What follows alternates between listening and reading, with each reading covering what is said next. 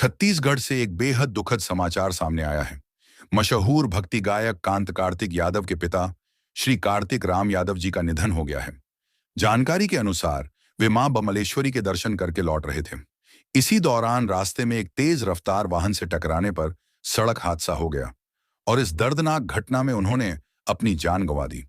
वो एक शिक्षक के पद पर थे और बहुत ही सरल और सहज स्वभाव के व्यक्ति थे। यह केवल उनके परिवार और यादव समाज के लिए ही नहीं, बल्कि पूरे छत्तीसगढ़ के लिए गहरी दुख की घड़ी है। भक्ति संगीत की दुनिया में कांति कार्तिक यादव का नाम किसी परिचय का मोहताज नहीं है। आज जब उनके परिवार पर ऐसा गहरा संकट आया है, तो पूरा प्रदेश उनके साथ खड़ा है।